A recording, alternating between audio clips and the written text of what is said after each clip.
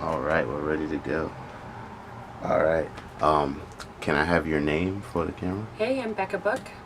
And any of Fit cycling affiliations, groups you want to shout out. I race with Formula Femme and I ride with FY Brooklyn. All right, all right. How many years have you been cycling? What was your introduction to cycling? God, I've been cycling for about a decade now. I Awesome. started doing like alley cats and really casual things like that in Oakland and San Francisco when I was maybe 19, and just sort of roamed around San Francisco and Oakland, shooting the shit, doing stuff like that for a few years before getting into bike touring. And that I think was when I became a more serious cyclist and have done bike tours up and down the Pacific coast and in Europe.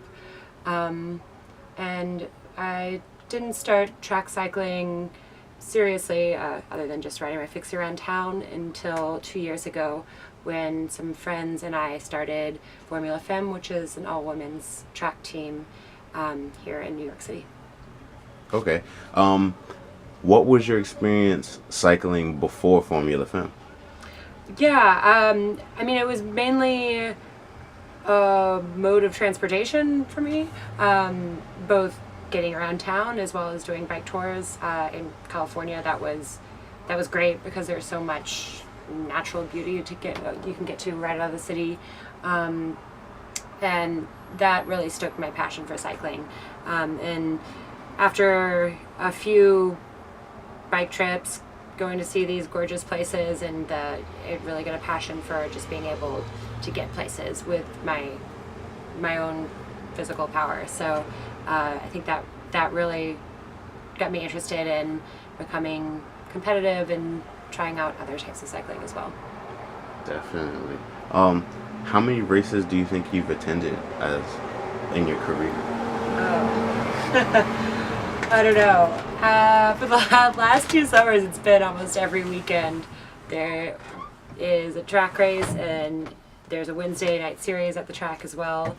So I'd say with Formula Femme, I've probably done like 30 races in total. I raced cyclocross for Columbia when I was in school, and did probably only like 7 races with them.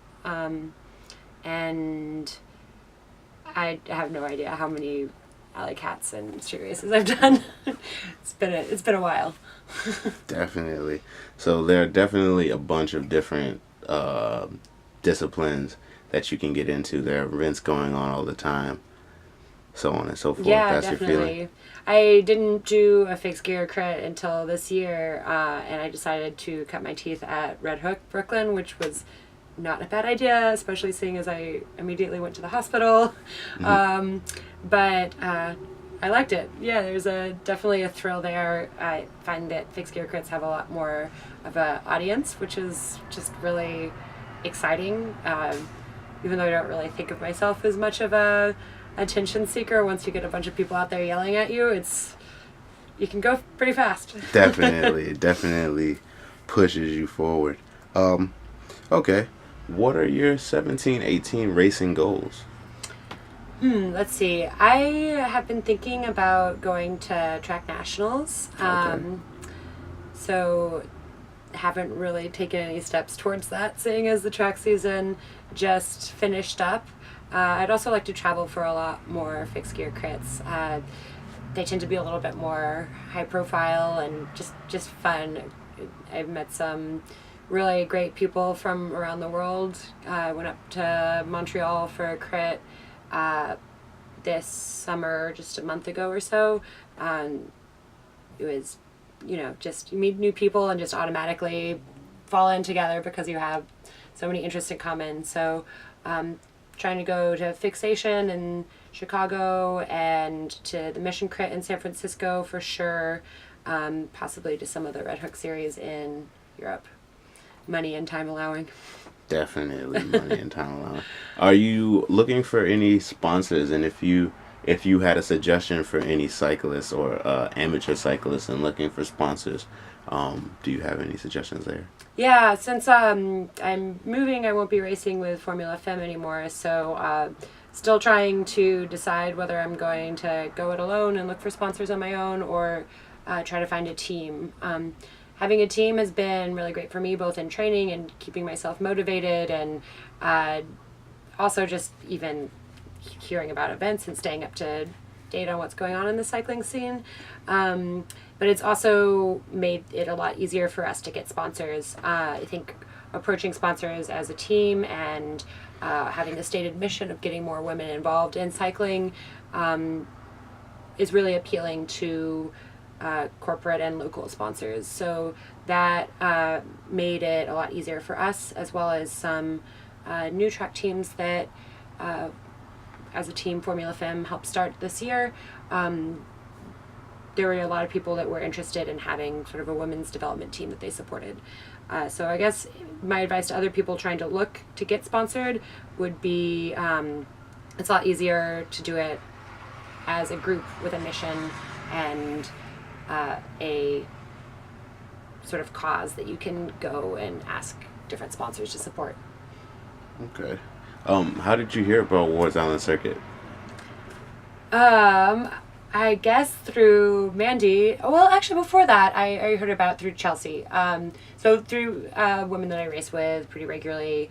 And Chelsea, who's a very experienced track and crit cyclist at this point, was telling me that it would be good to do something before I tried Red Hook, and that this might be a good place to start. I ignored her, but it's a good place to end up as well. And then, of course, you came and reached out to me about getting more women involved, which was definitely made me want to get involved and put some time into this. Definitely. And thank you for your involvement all the way through. If you could suggest one thing to Wards Island Circuit, what would you like to see come out of the race? I think that y'all could do more outreach to get more people out there. I mean, just because I often have a hard time hearing about events. I just feel like I'm not as plugged in as other people. And I think that there are a lot of people who, well, I know there are a lot of people who've come up to me who said they're interested in trying this. People who are track or road cyclists who are just like, what are these fixed gear? Like, what are you guys doing out there? Like, and sort of want to get involved, but don't really know where to start because it's not sort of like USAC certified thing where you can go look up rules online and say like, oh, this is where all the races in your area are or something. So I do know there's a lot of people who are like interested in getting involved and fixed gear crits and are kind of looking for a good place to start, and I think that Wards could be a great option for them. So just making getting the word out a little bit more could be really great. Okay. Now next would be, what would you like to see out of your cycling community in general at large? Let's see. That's a good one. I mean, I'd love to see more women involved. I feel like the women that I have met through cycling are all very strong and passionate and become some of my closest friends. And it's sort of hard to know exactly how to get more women involved sometimes because trying to think of a good way to say this. Once we started recruiting for our team this year, we had so many people come up to us that were basically said like, oh, I've always wanted to do this, but I didn't know how to start. And yeah, I mean, I think the hardest part is deciding that you're going to do it. And so for a lot of women, having a group that will tell you that and tell you like, this is a good intro race, or say, you know, before you do your first race, do you want to do practice in this way, is really helpful and positive. So yeah, I'd like to help organize more kind of events that catered to beginning and cycling, intro cyclists, as well as people who are just trying to learn the ropes a little bit more and learn more skills. Exactly. So. Okay. All right. What do you think your next move in cycling is? Aside from Seattle. It's hard. It's hard since I'm moving. I feel like I have to like reassess that a little bit. Being sort of familiar with the New York scene and having my community here, the steps I could take to improve individually and as a cyclist were pretty clear. I think that I've reached a point where I need to get a coach to get much better. I mean, I do train on my own and sort of like Google web things that will have workouts listed. The British Track Cycling page is a great one for that. But there's only so far you can get with that. So I think I would like to look for a coach in the next season. That's good. That's a good idea. Okie dokie. And last but not least, what was your favorite experience bike touring? Oh, I've got a lot of good stories for that one. Okay. Let's see. Well, give me 2 good stories and your best advice for somebody trying to get into bike touring. Okay. So, before I moved to New York City, I was lucky enough to become unemployed and get unemployment checks, which I used to go to Europe. Awesome. Don't tell anyone. I was always looking for a job, really hard. No jobs in Spain, no jobs in Italy. Just keep biking. So when I was biking through Catalonia, it was this really beautiful national park area, just these red cliffs and this very, very dense forest. And not a lot of people who spoke English or Spanish, they all spoke Catalan. So I stopped and tried to ask for directions, and I had my map, and this guy was like showing me on the map where I need to go to get where I was staying the day, and then was trying to find this like little dirt road. Someone else stopped me and knew absolutely no English and was sort of like yelling something in Catalan, and I had no idea what it was. It's one of those times where people get louder to think that translates for them. Right. It's like, oh, you're not foreign, you're just hard of hearing. But I found out pretty quickly what he was yelling about, because I started like biking along this little lumber road, and then it became a little trail, and then it became a little bit snowy, and then it started to get dark. And luckily I had gotten a cell phone that worked there, and I was supposed to be saying to someone from Warm Showers, which is like a couch surfing for touring cyclists. So once it started getting dark and I couldn't see the trailblazes, I had been following the signs for something that said cold is something or other, and I was like, oh, it must be a town. Like, I don't know what coal means, but like there's a sign pointing that way, so it must go back to a road. Found out later that coal means pass, and I was definitely not going towards the town. I was just going up a mountain. Wow. So once it got dark and I couldn't see the trailblazers, I was like, okay, well, I'm not going anywhere. And luckily I had enough reception to call my my Warm Showers host and just be like, I'm not going to make it today. I'm really sorry. And she was just like, are you sure you're like okay just to camp there? And I had all my camping stuff with me. I was like, oh, I'm going to be fine. I'll totally be fine. And then as I was on the phone with her, I see a family of wild boars run across the road. I'm just like, you know what? I don't know if I'm going to be fun out here anymore. Yeah. And so she was like, okay, well, we'll send someone to go find you. And I was sort of sitting there and like had my food and stuff with me, so I started boiling some snow to make coffee. And eventually her friends who are lumberjacks come and like drive through the forest, and like they were laughing so hard because they just show up and I'm like sitting and drinking coffee, and they're supposed to be coming to rescue me. That's awesome. But I made pretty good friends for them, because as soon as I got in the car, they didn't speak very much English, but as soon as I got in the car, they were like, oh, do you know about our problems in Catalonia? I was like, I do. You're not part of Spain, but people say you're part of Spain. And they're like, yeah, you're in. And as I was going back, I found out that there had been this festival going on in the town, and basically my host had told pretty much everyone in this tiny town that I was like lost in the woods. And so as we were going out, there was this giant truck of like 8 older Catalan farmers that was like coming into the woods to come rescue me. That's awesome. So that was great. I was happy not to sleep with the wild boars that night.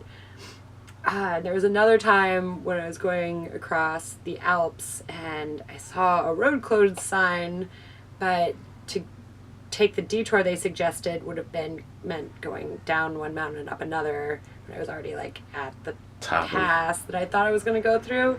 So, you know, I figured that it was probably just like something that was blocking the road for cars, or like some construction that you could get around on a bike. I mean, usually that's the case. It's like you don't have to just have to get my 2 little wheels through. Exactly. I got to the bottom of the mountain and there was a huge mudslide that was like maybe 2 stories tall.